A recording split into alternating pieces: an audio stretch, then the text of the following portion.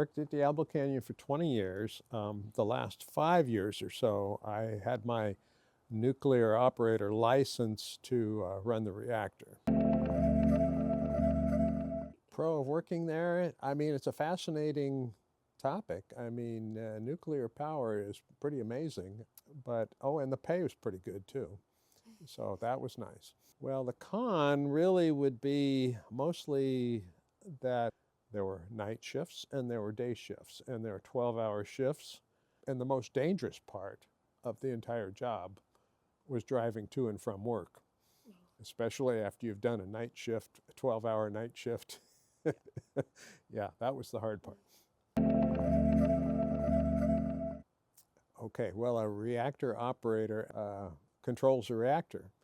So that was my main objective in my job, was controlling that reactor, monitoring it, making sure it's doing what it's supposed to do, and making any adjustments along the way. What is a reactor? Well, it's the nuclear fission process where you take nuclear fuel, you put it close together, and it starts a chain reaction. It's emitting neutrons.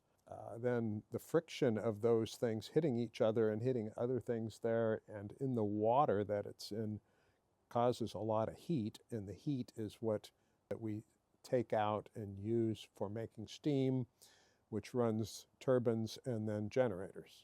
I mean, the reactor generally runs itself. You just kind of monitor it and you feed it a little water now and then, or a little boron to control it, but it really doesn't do much. Part of your job, of course, is to monitor everything in the plant. I mean, the reactor is your primary concern, but everything else affects the reactor. You know, probably 100 alarm possibilities, alarm windows that can light up. And when anything gets a little bit out of tolerance, then an alarm may come in. And when the alarm comes in, of course, you have to address that immediately.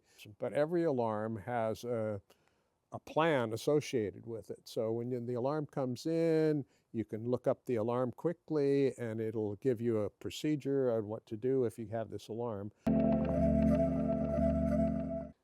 Well, I happened to be at the controls of the Unit 1 reactor when we had the 6.5 earthquake here in San Luis.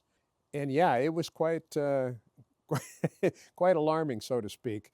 The place really shook like crazy. I mean, as did the whole county. But I was obviously never experienced anything like that before. And the whole control room, I mean, the whole plant shook like crazy. And I had probably 100 alarms that all came in at once. And of course, my job is to sort out these alarms and see what's most important, but mostly just make sure the plant's doing what it's supposed to do. Critical alarms that came in that I had to address immediately, like a turbine trip. Well, a turbine trip means the whole plant's coming down. I have the alarm that says we had a turbine trip, but I look at all the controls, other controls, I see I could eliminate that alarm. Something caused that alarm, but the turbine did not trip, so I could move on to other things.